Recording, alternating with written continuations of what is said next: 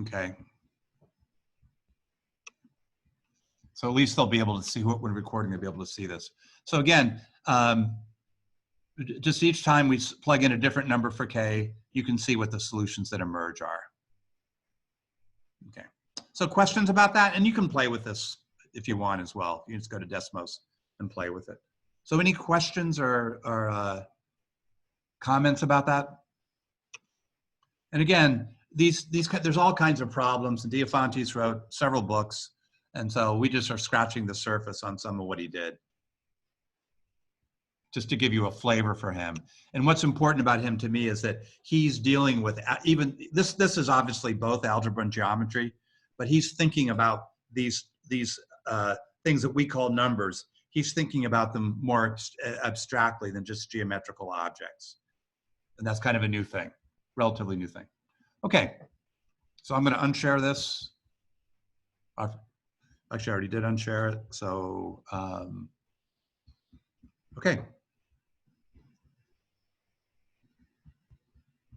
So let me pull this down so it doesn't distract me anymore.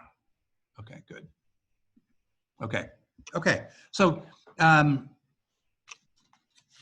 really curious. I haven't had a chance to read the reaction papers, but I got a few emails, and it seemed like that people found interest in the movie. So any comments about the movie? I'm going to talk about it a little bit, but I'm curious just to know if you have any reactions that you want to share.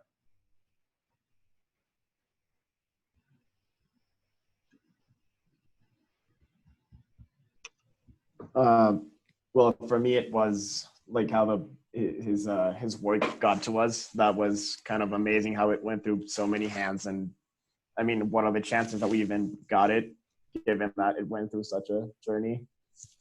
Yeah, it's pretty amazing. It's pretty amazing. I mean, it's kind of like Raiders of the Lost Ark in a way, like you have the mad German scientist, that a man of few scruples. I mean, shouldn't that go on somebody's grave? He was a man of few scruples. The guy that's ripped the page out. What a way to be remembered. But yeah, it's a pretty amazing thing. That literally anything can be retrieved from it at this point is impressive. Yeah. I mean, I'm most impressed by Heiberg, who did it with a camera, and yeah, and a magnifying glass. Magnifying glass. I'd always heard he used X-rays, and then that doesn't make sense time-wise. But that's an amazing thing. And the project now, that they go through, what the tools they've developed, and how painstaking it is. Yeah. Any other comments? I thought it was cool when they compared it in under different lighting, like the blue and red, and how you could really only see it when it was like the two different colors. Yeah. All the post-processing is really cool. Yeah. And that can only improve over time. And so I've seen articles, I haven't read them, about sort of going into the technical details of why that works, and some of the physics of it. Other comments? So I'm going to ask some specific questions, but I want to just give a little context for me. I mean, I study the history of math, and it's really rare that I live through it. Like I can see a before and after. Even though I study stuff from the early 20th century, all the people are dead. I've had some contact with some of the relatives of people I've studied, and not always friendly contacts. Because people might want to uphold somebody's honor who's been dead for 50 years or something. But when I was in grad school is when I learned about this, and so we're talking the spring of '86, okay, and that's when I first learned about this stuff. And so the teacher went through the story of Archimedes and said think about 1986. That's way before it was rediscovered. And he said, I remember the teacher said that, oh yes, it was stolen. It was there in Constantinople before the war, and then before the Great War, and then it disappeared in the aftermath. And he said people that are really wired into the history of math community in Europe probably know where it is. It's kind of not quite an open secret, but it's not a complete secret. So they knew that it was somewhere in Paris. That's what I had heard in grad school, and then there was probably tracks to be able to find it. If you really looked hard. And I gave the name of that person whose family it was. And then so I always, back in my mind, I'm going to go find it. You read about something like that, it'd be really cool. I don't know French, really unrealistic, but I'd like to go find that thing. Maybe I just seen Raiders of the Lost Ark or something. But so I'm going to get that. And then I kind of forgot about it. And then about right before the sale, I remember sitting in my office at Drake and then reading about it like in a news group. One of those primitive web things. So you would there was a news group, and the math news group had people were posting about the manuscript. And so I remember it being posted, and there were all these rumors. Like one was that Bill Gates was going to buy it, and then everybody was, oh no, he can't buy it, because he didn't have as good a reputation then as he does now, and it was more of a reputation for hiding innovation rather than spreading it. And so that was that was one of the rumors. And then I was talking to another mathematician from Princeton. I said, Princeton's rich, maybe Princeton could buy it, because everybody was worried that it was going to go out of circulation again. And then, the person that bought it, I don't know much about him, Rick Adams, but he's been very generous with it, and so that's really fortunate that he bought it and then he shared it, because the fear was, and often the fear of things is worse than the actual reality. The fear was it was just going to be hidden again. It wouldn't be open for people to study, that it was just going to be another collector, who wanted to have it as an investment. So anyway, so it's a really happy story, as well as to me, a fascinating story. So that's kind of my personal relation to it. I did in grad school, I did an exercise. I don't know if you remember, where they talked about the balancing of areas, balancing of volumes to find I did one of those with areas, and I think I did one somewhere. I might still have it with the sphere, the sphere and the cylinder kind of thing. And so if anybody's interested in knowing more about that, it's not like super difficult, but it's not trivial. But I've done it in the history math course before, but it takes a big time investment to do it, and so I've been hesitant to do it. But it's it's not that hard. There's a few things you just need to get use of. But so it's and that was, even when I learned it, that was in the method, and the part of the method that was available was from Heiberg.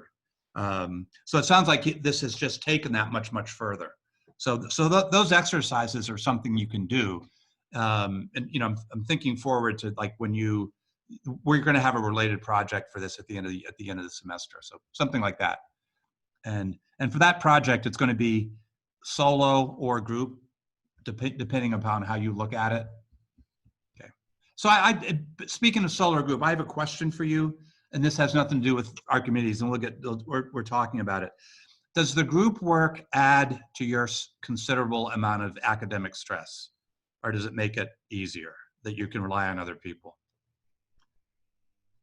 Because I'm doing groups in my pre-calculus course, and it's falling apart. People aren't texting back, and people are sick, and so it's just not working very well. So I thought I'd ask you what you thought of that. I personally have had really good experiences all semester working in groups, so it's been really helpful. And this is in other classes, I guess you're talking about, not just this one. Yeah. Yeah. I've not always had good experience working in groups this semester, but they've worked well in this class. Okay. But some other classes they have not worked well in. Without naming names, what's making it work in this class? Is it the people? People are just consistent about responding and wanting to get stuff done. Okay. Which has been issues in other classes where people either want to put it off to the last moment, or they just don't respond. Right. Yeah. Okay. And I assume that having the time in class to work on it makes a difference as well. Yes. Yeah. Okay. It helps make scheduling a lot easier. Yeah. Okay. Other comments on that? Because my idea is to have one more group project, and then after that, especially once you're no longer at Drake, just to have it be solo, unless if you want to do a group. Okay.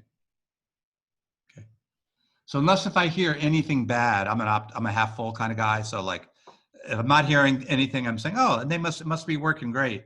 So if that's not the case, you can always contact me privately.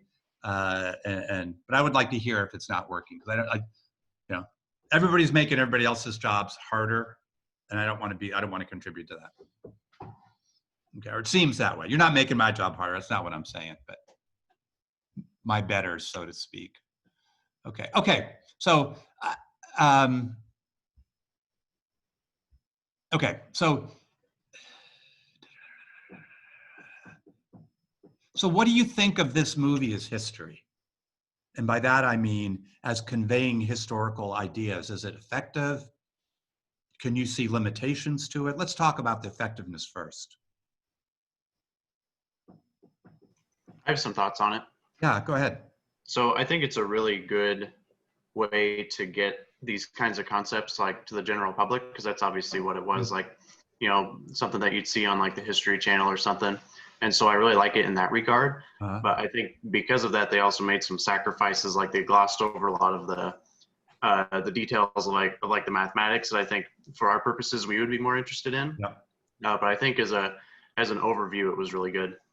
Okay, good. Are there Really any math? good. Oh, go. Just let me follow up with Daniel for a second, Bryce. And were there any mathematics that you would like to see more of? I was really interested in the integral calculus stuff that Okay. they were talking about at the end. Yeah. I felt like they glossed over that Yeah. quite a bit. I know they also mentioned like the approximation of pi method with the regular polygons, which I thought that was, I mean, there's not too much there, but I think the integral calculus stuff seemed kind of interesting.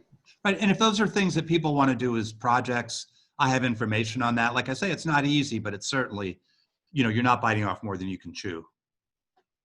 So if you're interested, if anybody's interested in those kinds of things, you know, something we can do for sort of the ending, one of the ending projects. Okay. And Bryce, you were going to say something? Oh, I was just gonna say it works kind of like as like a primer. Oh, okay, good. Good idea. Good way to put it. Okay.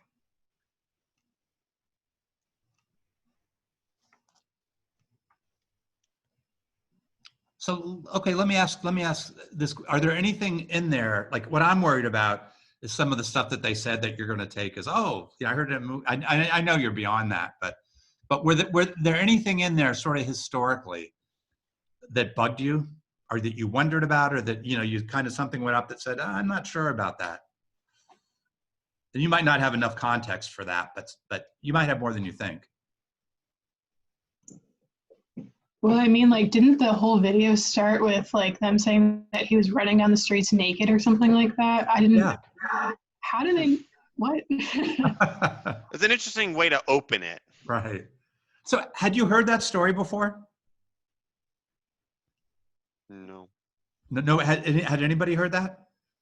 No, 'cause it's funny because it used to be like, I thought it was like one of those stories that, you know, that got just people in math and knew about, but yeah, apparently, I mean, that was apparently, I mean, that's the story that got told, but what do we know about things from way back then?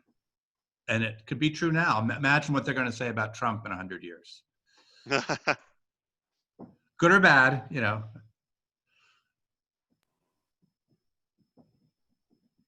I think when you're watching something like this, it is, Daniel kind of mentioned that it is for entertainment. Right. It is, when I'm watching something like that, I do take everything with a little bit of a grain of salt. Yeah. So. Yeah, I figured.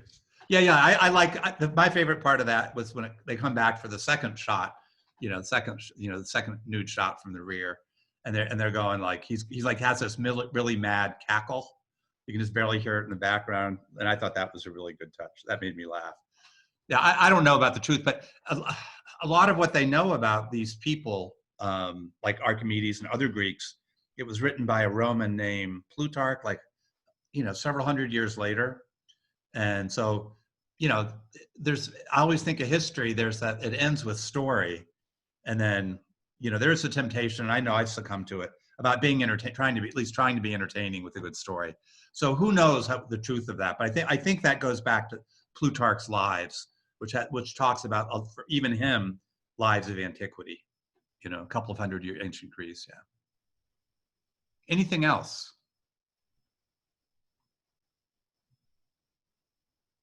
I have one in mind. I don't know, two actually, but. So one of them is that after Archimedes, math died. And then there was the Dark Ages, and then evidently then came the Renaissance. What do you think about that? And you don't know, we haven't gone through that much, except you know a little bit about, Diophantus, who was 300 years later, so maybe a little bit longer, maybe more like 4 to 5. And then we have the Arab mathematicians who you haven't seen yet. I'm gonna guess that like it didn't die. It just wasn't explored like as much maybe in geometry, because the Romans weren't all there for geometry. Right. Yeah, and you say it wasn't explored in geometry. Where else might it not have been explored, so as to be ignored by historians? I don't know. What continent? What's our? Oh, Yeah. anywhere that's not Europe. Yeah, and I mean, because there's lots of stuff going on in India and China, and we're going to skip that, which is to my regret. But it's something that, the third project is going to be something where you pick something in history you want to learn more about, and I'll guide, and I can guide you. So there's that, and hopefully you'll come out of this when we're talking about the Arab mathematics, is understanding that they did some pretty incredible things before the West did, and it sounds like it didn't even come to the West until after the West had already caught up on its own. So that was one of the things that bugged me. But again, as you say, they're making it. People are speaking with dramatically. Okay, and then did anybody get the sense that he was linking the rediscovery of Archimedes to the development of calculus? Not he, but the filmmakers.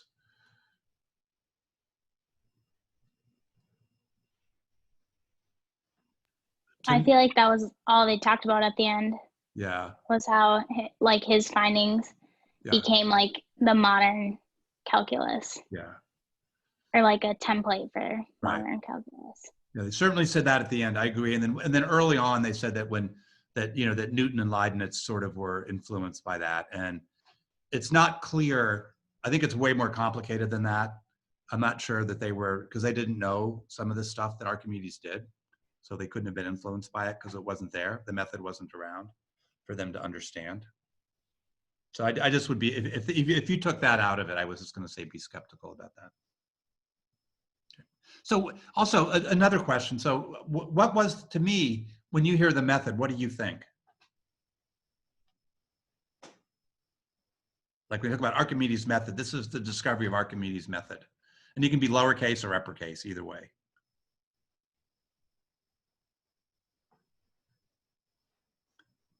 Like when they talk about, say, the balancing and the finding of areas or volumes, and that this is Archimedes' method. How do you oh, go ahead. Just like a collation of like how he did things. Okay. And what do you mean by how he did? Like what he would do, like the balancing, like how you would go about doing something. Right, okay. The method in which you would do a thing. Okay. And was this stuff that was, I mean, in your minds, I'm just trying to get a sense of how you're interpreting it, not you, but the whole class. Were these things that everybody knew about, or was it somehow something that Archimedes did on his own that wasn't available to others? It would be a mixture, wouldn't it? Because they didn't know about the calculus part, Okay. or the proto-calculus. Right.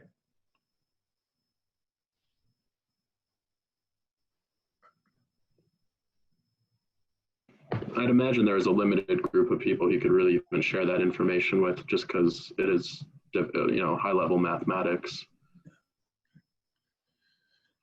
Yeah. So yeah. I mean, I think the way that I think of it is that, and imagine, I don't know how you are, but when I'm developing something for publication, there's going to be like, my floor is covered with paper, like doodlings and and sketchings and stuff like that, where I'm figuring stuff out and I'm discovering it, and then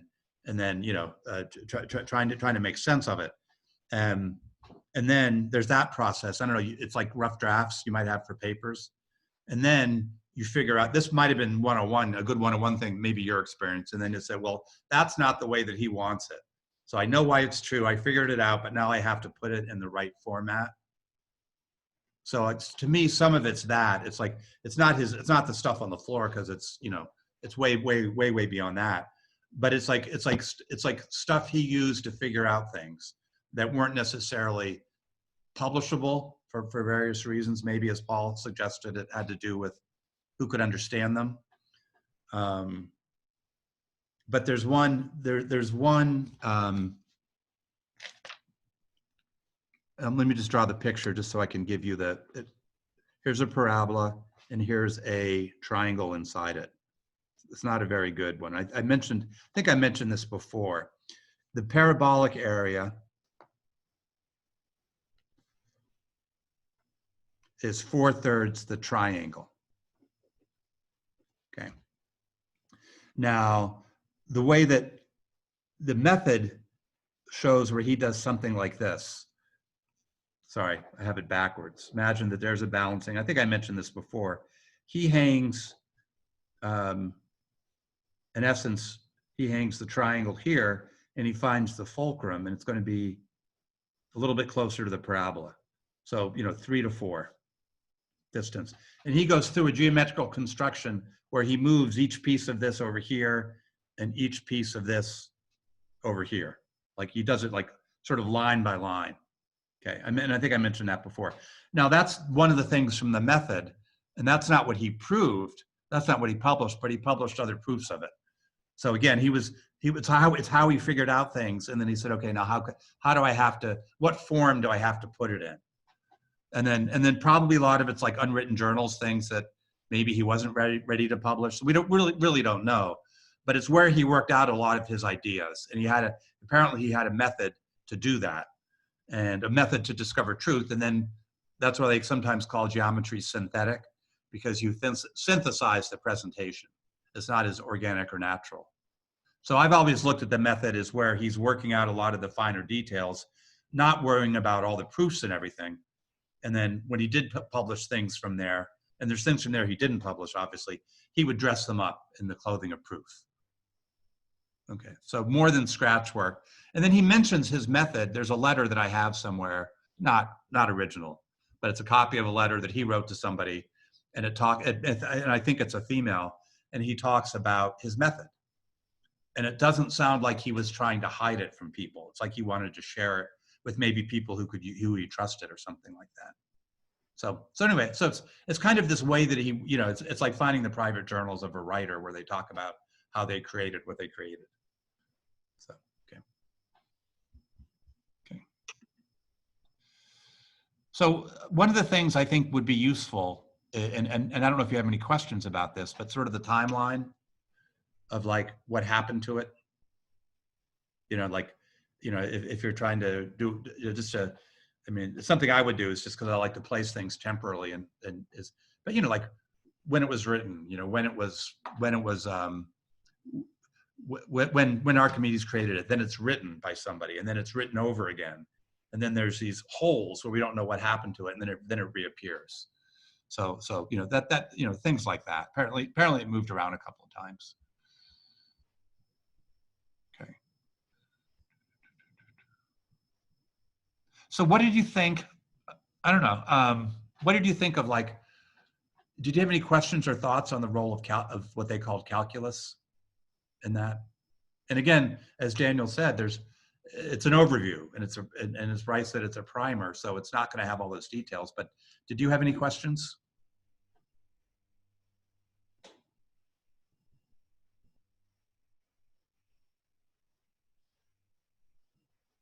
Or did it make sense or not make sense, or?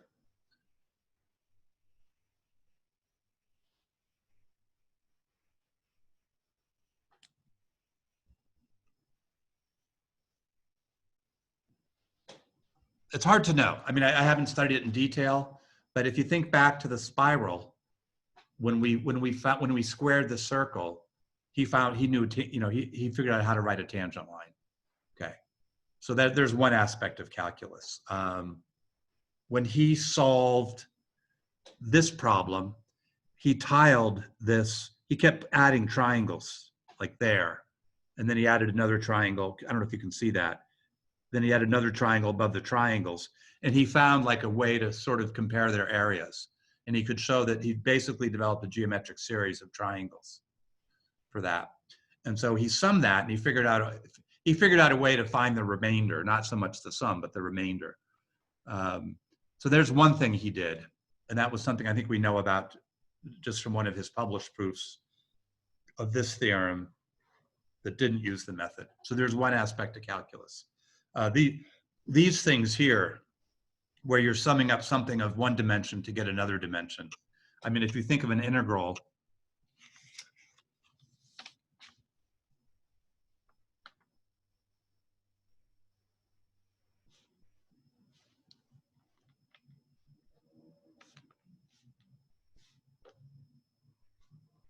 you know, you're summing up some two-dimensional object and you're getting a three-dimensional object. I mean, there's dx in here, which actually adds that third dimension, but you're summing up these really thin, almost two-dimensional things in here, and you end up with a third-dimensional thing. So again, that's similar to here, where he sums up lines to get, you know, a second-dimension thing.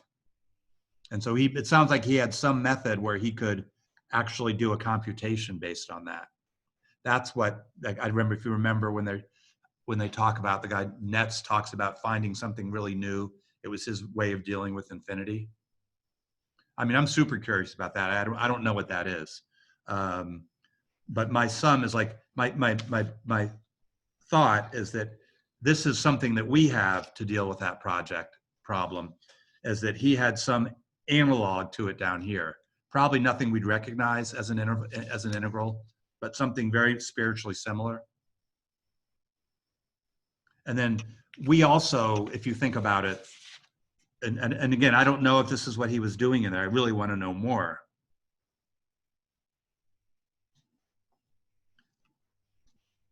We have a way of adding up infinitely many things, you know, using summations. And again, I wonder if he was doing something similar to that. And this is based on a convergence. What we do is we have these partial sums which are close to 2, and they get closer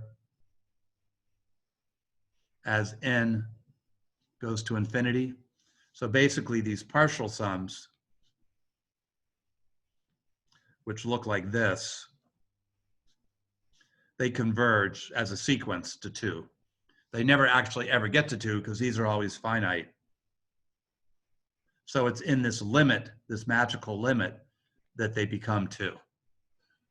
You know, so I'm guessing it was, I have no idea, but I'm guessing it's some kind of limiting, some way to interpret limits. Again, we probably would not recognize it as a limit, but similar kinds of ideas. So I don't think they're suggesting that one of the things about calculus, which is so, to me, amazing, is that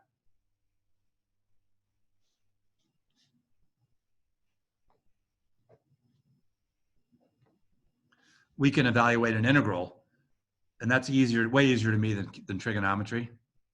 So we have this super simple tool to find a volume or an area.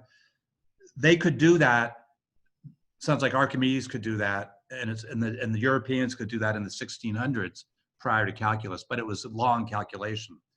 And I don't know, I'm guessing at least some of you have had to find an integral the long way, where you just take a limit of sums.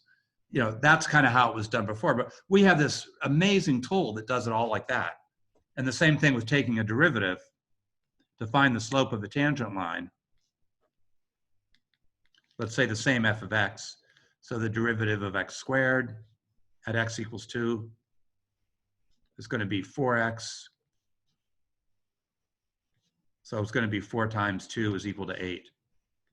You've had to do that the long way too, using a difference quotient and taking a limit.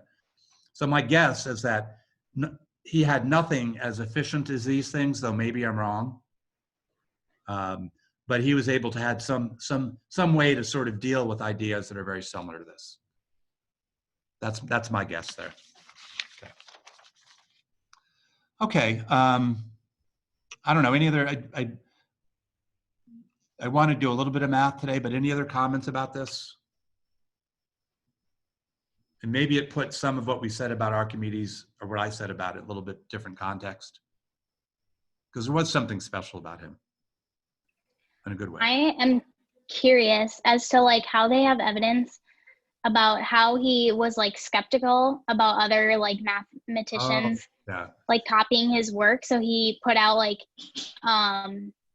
different problems or proofs so that he could be the one to like prove it first.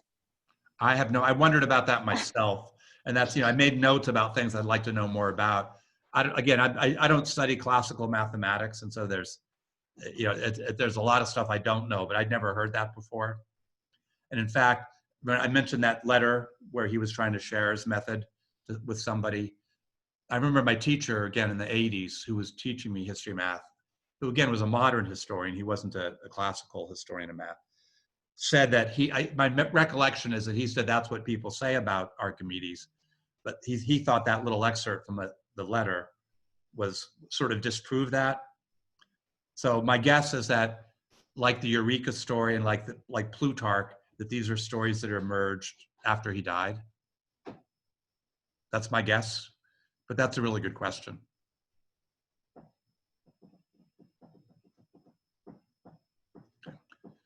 So, and that reminded me of something else about the movie I really liked. I don't know if you remember when Netz, who's heading the research team to sort of decipher it, he's the guy that talked about the new way of looking at infinity. How he said the way that this works is these aren't his exact words. He says you make a guess about what's in there, and then you start to figure out whether your guess is wrong, and then you go into this kind of trance or something like that when you're trying to and you're figuring it out. And to me, that was a really good way of how one works with history, is that you don't know what's there, and when you first read it, and so you make a speculation, and you start to read with that speculation in mind. So it's an hypothesis, and then you reject the hypothesis or accept it depending upon what you find out when you read. But there's this sort of guesswork and sort of active creativity to get you to that place where you can start to examine it. And I thought that was really cool, because in my mind, that's something that was familiar to me in reading works about history, is that you have to guess sort of about what's there, and then you kind of dive into it and figure it out. So I just thought that was a really cool insight into the methodology. And so, and your question page reminded me of that, just asking about how. So anyway. Okay, so any further thoughts before we move on? Okay. I wanted to just ask if there were questions about Arabic mathematics. I know that I gave a short sort of introduction to try to talk about how it came about. And it seems to be a story that we've seen before, is that after war, after prolonged wars, sort of society gets back together and starts to pursue peace, and then they have time for things they didn't have time for before. And that there's just a fantastic growth. I mean, something like that happened after World War II, at least according to the way my parents, I wasn't there, but according to the way my parents tell the story, that after the war was over, because it followed the Depression, that there was just this sort of unleashing of like energy, positive energy, and economic growth, and cultural growth and things like that.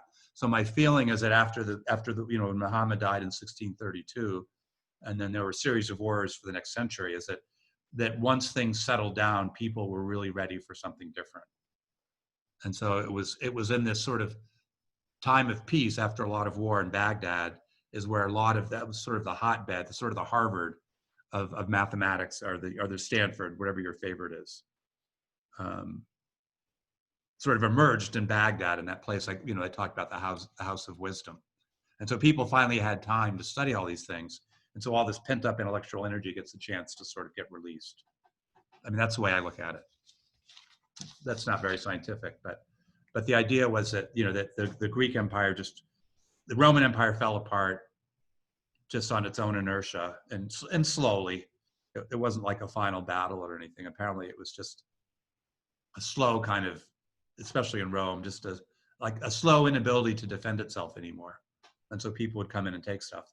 And since Alexandrian Greece, so Alexandria in the 300s or 400s, was so tied with Rome's, with what went on in Rome, because they were essentially a colony, that as Rome sort of started to fall apart, as the Roman Empire started to split and fall apart, that happened in Alexandria as well, just as a consequence.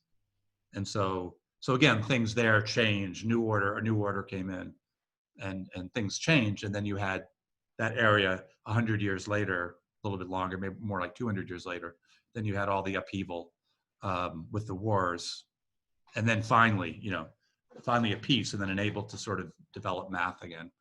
And so what I was, so I was just trying to give that sense that it's not like it's a straight line from Greece to Arabic mathematics, but it's something, but there is a connection, and the Arabic mathematicians and collectors found all kinds of ancient manuscripts that were scattered all over, and then brought them together to try to preserve them over in Baghdad, the House of Wisdom, and also this other place. So it was kind of a slow, I can just describe sort of outside events. I don't know exactly what happened, but that's the picture I was trying to paint. And another one of just incredibly new mathematics, that some of which made it over to Europe, which we'll talk about, but a lot of which didn't. So Europe had to reinvent a lot of things. So I'm going to start today with maybe just get the handout. So it's in the handout folder under week 10, and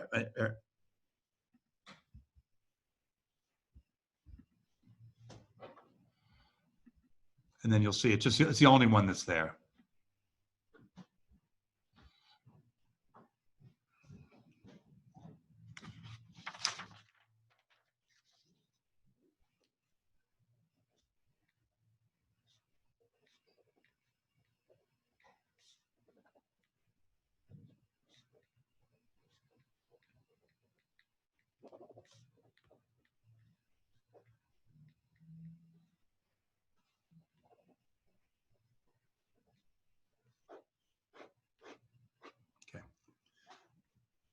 So I'm focusing on just on one thing here. This took place in the House of Wisdom, and it sounded, again, I'm forgetting whether it was late 700s or early 800s in Baghdad. And Al-Khwarizmi, you figured out what his name represents, or what word we get from his name?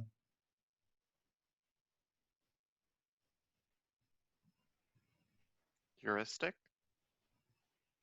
Maybe. I hear something from CS 137 in there. I hear algorithm, and that's supposed to be the source of the word algorithm. And then his book on algebra was called Algebra, and then the Al-Mukabala. And so the word algebra comes from him as well. And so what he did is, he could look back. They were always collecting new works, but he could look back into works of Euclid and other Greeks, even some old Babylonian mathematics. So he could see it all. And so he wrote, and then he probably from things I'm sure that we just don't know about. And so what he did is he wrote a book of algebra, and it was like sort of Euclid's elements except for algebra. And so he was trying to get it, just making a compendium of all these methods. And so one of the things he looked at was quadratics, and these are the sort of the 6 types of quadratics that he found. So each of those, and you've seen this before in the Babylonians, and again, he had access to that. He wasn't that far, and there were all those stone tablets the clay tablets that survived. And so you notice he has 6 different kinds of quadratics. And so he's looked in the research, and he goes, okay, these are the different kinds, and now here's how you solve them. And so what he's giving here is his solution to ax squared plus bx equals c, and he's using that particular equation. He did not have symbols, and a lot of things haven't changed, so he still didn't have symbols. So he's saying this is how you solve that particular problem. And I'll let you read that, and then we'll just do this here, and then we'll go into small groups in a bit if there's still time. But try to work through the solution to that. And it should look familiar.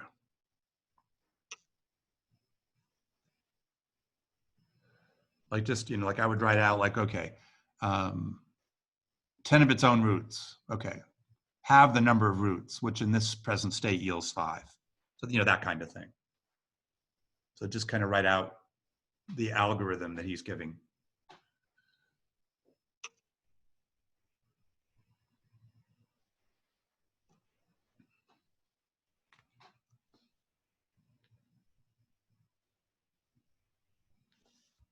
And I'll do the same thing up here so you can check, but try to do it on your own.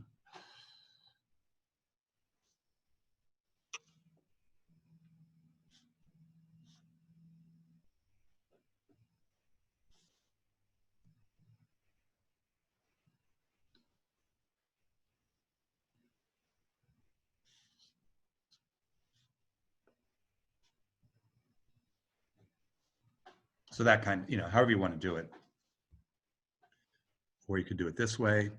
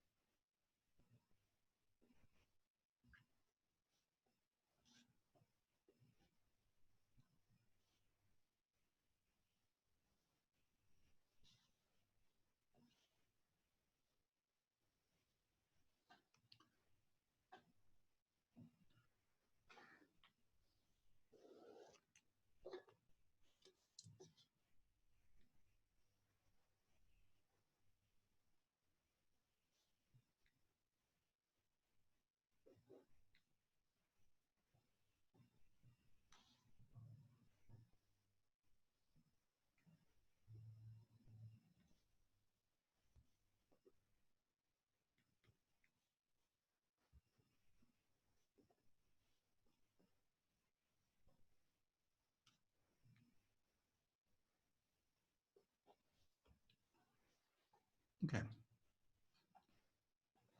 So I've written it up here, so I'm guessing you got something very similar to that. Okay. So again, it's just like the Babylonians. It's the same algorithm, and and it works. Okay. So, and you can probably guess, you can probably figure out some of these other ones, but we'll get to that in a minute. So any questions about that? Okay, to me, what he wrote is similar to what we saw really, I guess it was group 1 in the presentation. It was really similar to that. But I see one difference. Does anybody see it? And do you think he's meaning this to be general or just for this particular problem? And there's a various curious use of words, which stick in my mind. Like, remember, we thought the Babylonians, or I thought the Babylonians, and some of you did in your essays, that they knew it was they knew they were just giving instructions to one particular problem, but the hope was that you could use it for other similar problems. And to me, this looks like it goes a little bit beyond that. And I'm wondering if anybody else sees that. I think because he doesn't normally reference these specific numbers. He normally references like half the number of roots. Yeah. Or the present state, or take the root of this, which is 8, subtract from it half the number of roots. Right. And then he states the actual numbers. Yeah. Yeah, to me, it was that present. That's exactly what I was thinking about. To me, it was the present state yields 5. It's like, and again, there's issues with translations. all kinds of issues with translations, especially ones that are really old, because when there's really old translations of old things, people try to make them sound old, which to me, I'm not sure that's the best way to translate something. So it could be, but that the fact, this seems from the use of language, from the things that Bryce said, it certainly strikes me that the goal here is not to solve this problem, but to understand how to solve similar problems. And that's part of the classification system. You classify it, here's a solution. And so to me, this is, again, if I were to ask that question that I asked on the homework, did they have one quadratic, or why is this different? Yeah, it looks like they don't recognize that you could do this, or it doesn't seem important. Let's be charitable. It doesn't seem important to develop a uniform approach. Instead, they have 6 different approaches. Okay. Yeah. So he also gave there's a way of completing the square, and I'll use the numbers.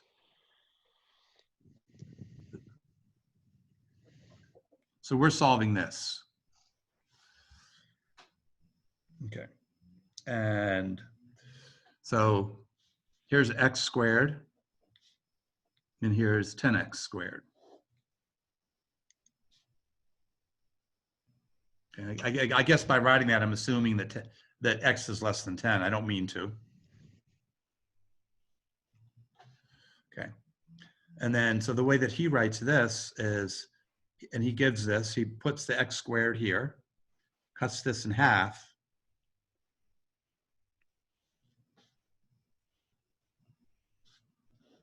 So we have x squared, 5x, 5x, and then he wants to complete that square, and this is equal to 39. So if you fill that square, what do you fill it with? How much? I mean, what quantity?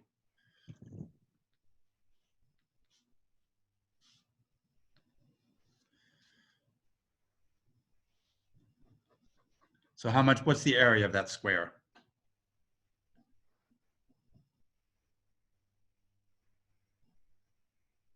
Would it be 25? Yeah, it's just going to be 25. And so the method, that's one, I gave you one method, and here's the other method. He goes, take x squared plus 10x, take half the root, and then square it, put it on the other side. Then you have, I can't remember exactly how he says this. It's not quite like this. This is 64, so 8 squared.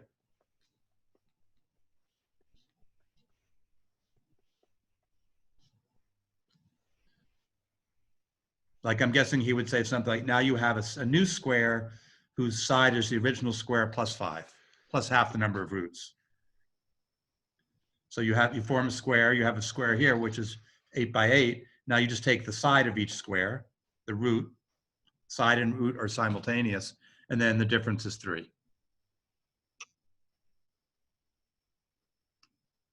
And he gives this method and then also gives this picture at the same time.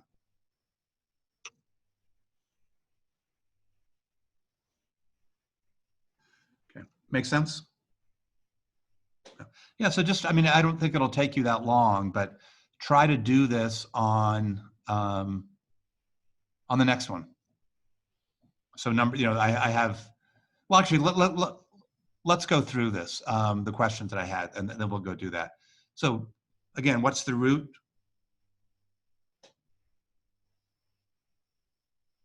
So if x squared is the square, what the root would be x. So kind of the unknown. And then I'm not sure if this is precisely true, but it seems to me that if you write things equal to 0, you either have to have negative numbers explicitly or implicitly, like, minus 39 equals 0. And they knew about the 0. They had just sort of learned that from the Indian mathematicians. And then why did he write everything out? What does that suggest?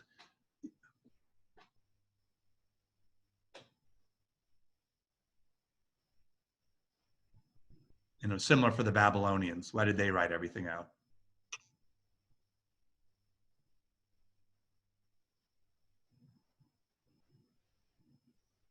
and there's nothing deep about it. What didn't they have?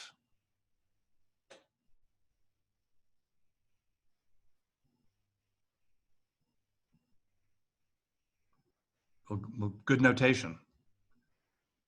So again, everything was written out. So it would be, if I were to be act like a Arabic mathematician in the 800s, what I would do is I would, instead of giving you solve x squared plus 14x equal 95, I would say something like, what must be the square when increased by 14 of its own roots amounts to 95. I just didn't have a different way to say it. And there will be some development of good notation during or useful notation during, as the sort of the big golden age period of Arabic mathematics would be like from about 800 to about 1200. Okay, so again, that's why they did that. And then we talked about, to me, I guess, I asked if this is difference in spirit what the Babylonians did, if so, how. I mean, I think I addressed that pretty much. They definitely drew upon or had access to the Babylonian math. And it seems presented in a similar way, but maybe more explicitly, to share. I mean, more explicitly to be generalized. Okay, so I'll let you do number 2 and just try to solve it both ways. And then if you get through with that, try to figure out the algebraic version of the formula for squares and numbers are equal to roots.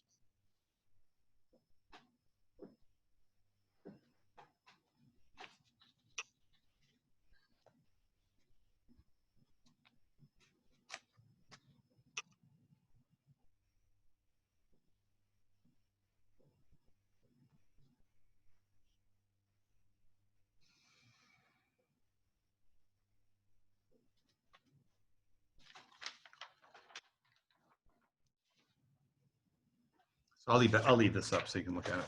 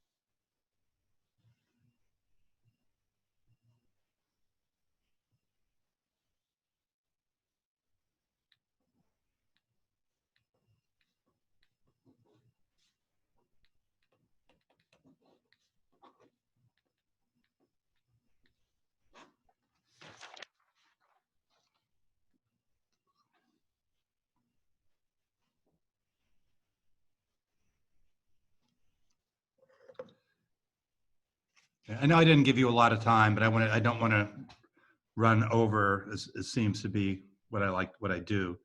So I was just going to go through the solutions.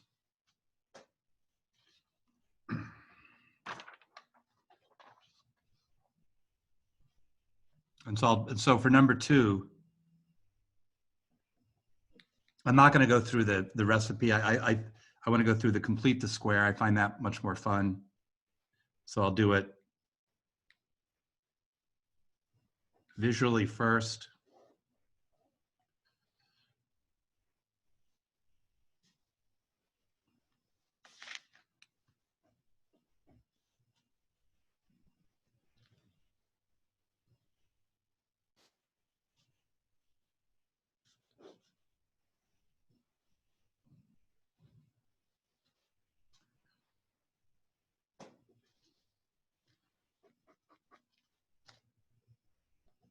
So I assemble the square, I complete it. It's going to be 7 times.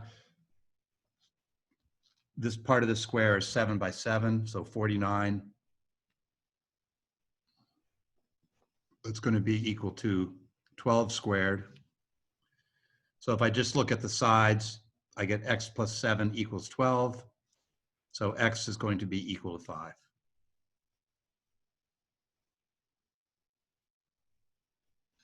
Okay, and that seems to check out. Okay. Okay. And then formally, this looks like this.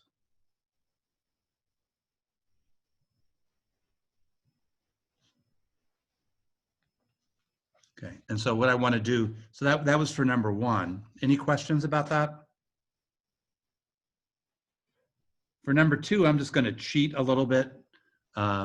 We want to know what this algorithm would be. And so I'm going to cheat and think like someone who's alive in the 21st century and write it like that, where B is going to be positive. And so when I use the quadratic formula, it's going to be inside, it's going to be B over 2 squared minus C. That would be sort of the way that they would do it. Okay. Okay. And then, since the B is negative, we can write it this way, B over 2, and put that in front there. And so certainly we're going to have this root.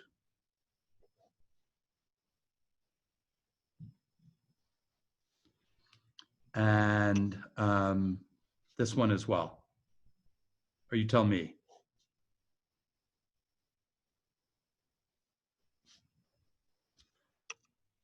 So what I did is I just sort of took the quadratic equation, I cheated, and I wrote it how they might have written it, kind of in the old school way of doing it. When we look at this one, this has to have one root. Because remember what we're doing is we're doing minus B over 2 plus this. And since what's inside the radical is greater than B over 2, we know that we're going to get a positive number if we do this. Because this is bigger than that, because we have B over 2 squared plus something else. So when we take the square root, it's going to be bigger than B over 2. Okay. So for this one, I do the same thing, and these are the 2 possible solutions. Do you think this one was used, and why or why not?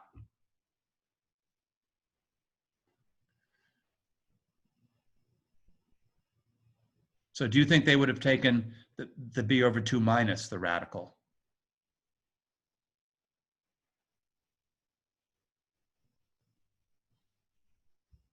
And we know C is a positive quantity.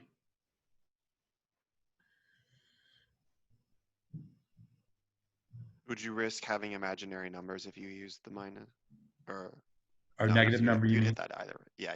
Now, which is bigger, the radical or the B over 2? The B over 2. Right, so you don't have that worry here. Mm-hmm. So this would be similar to when we did this problem earlier in the semester.